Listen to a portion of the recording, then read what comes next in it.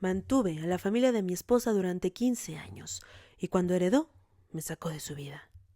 Durante 15 años pagué cada cuenta que llevaba su apellido. Cuando conocí a Romina, ella vivía con su madre y su hermano menor en una casa que francamente olía a humedad y resignación. Yo tenía 32 y un negocio que después de mucho trabajo empezaba a estabilizarse.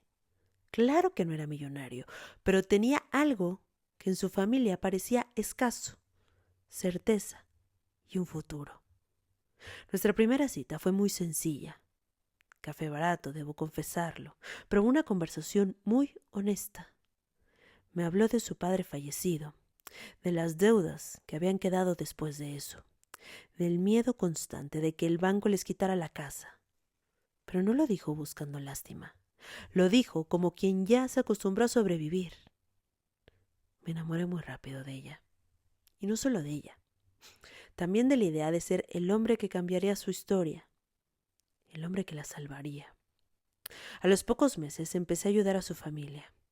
Primero empezó siendo algo muy puntual: pagar unas reparaciones de casa, cosas del techo.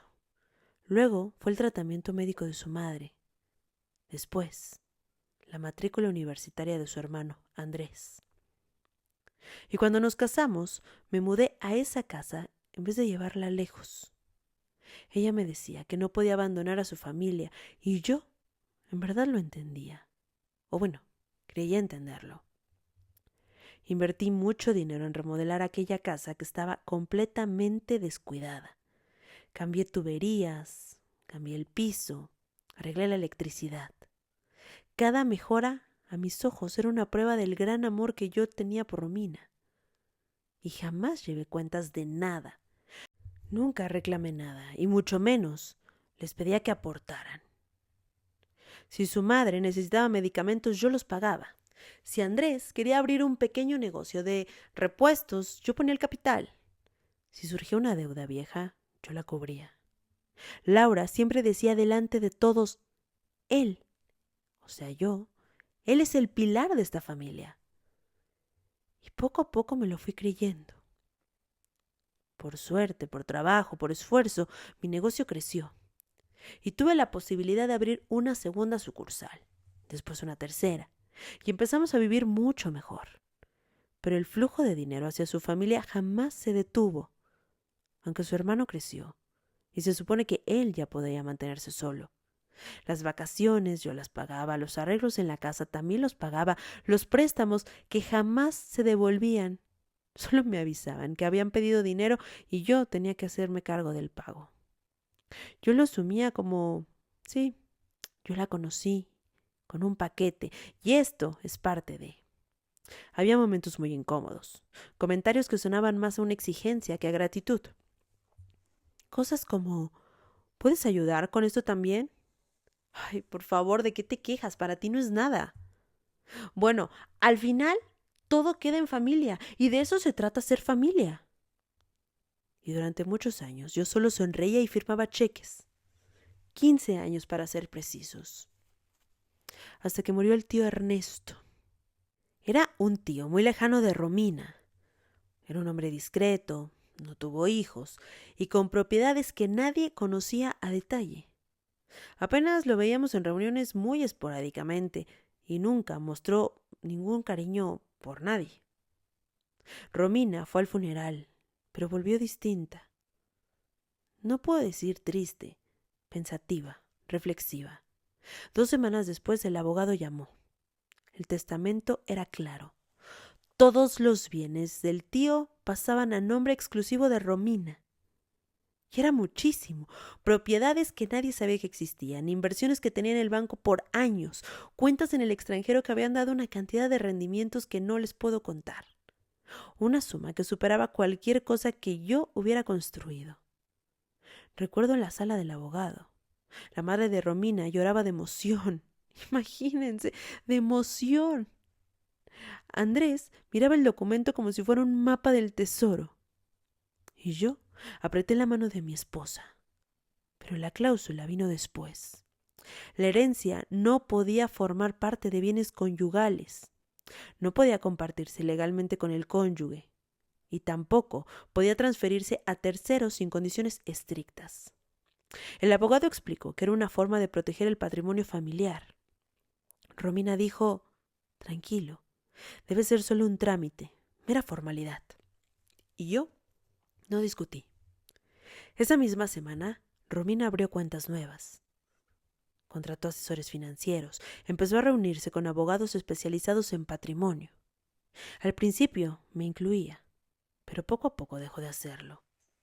Me decía: tranquilo, son cosas técnicas. ¿Para qué vas? Te vas a aburrir, no te preocupes.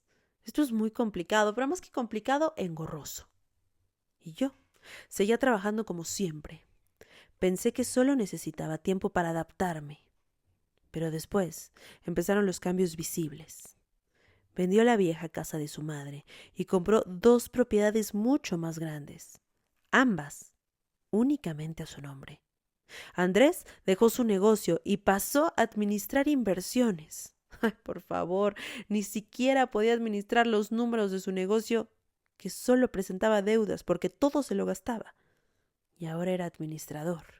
Su madre empezó a hablar de viajes largos a Europa y, claro, de sus enfermedades ni se acordaba. Yo me enteraba más tarde.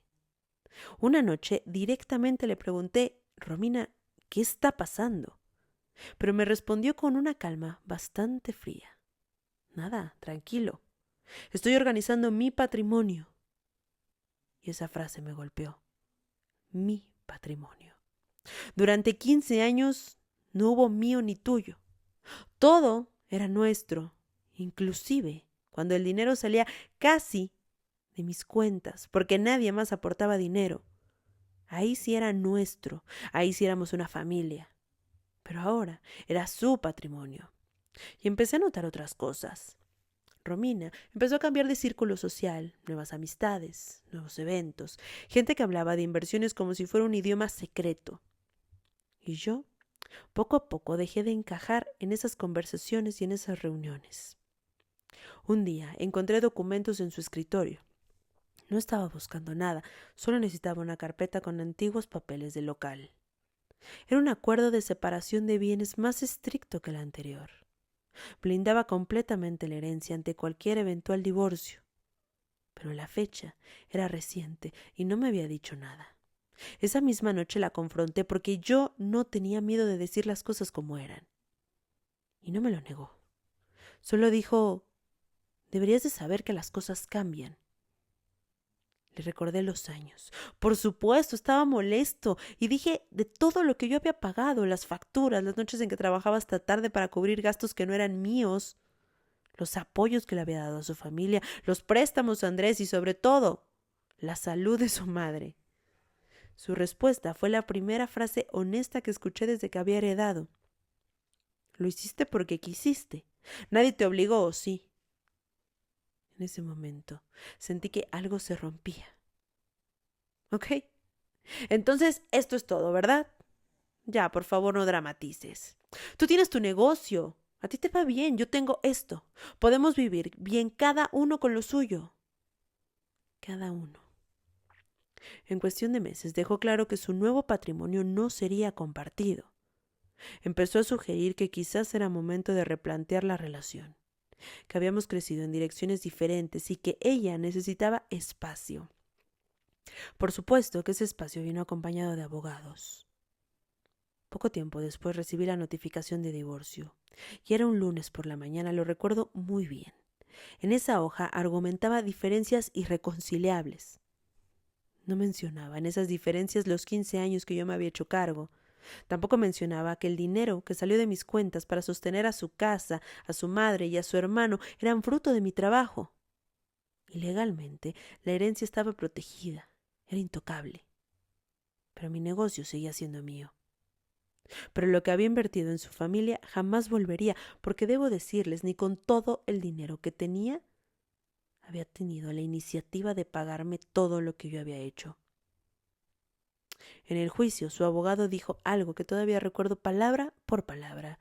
Fue algo como: mi clienta agradece el apoyo brindado durante el matrimonio, pero eso no genera derechos sobre bienes heredados. Lo sabe, ¿verdad, señor? Apoyo brindado. como si hubiera sido un voluntariado ocasional, como si hubiera pagado mis 10 pesos en el cajero para darle de comer a un niño que ni siquiera conocía. No, no, no. Eso no era un apoyo brindado, se supone que éramos una familia, un matrimonio.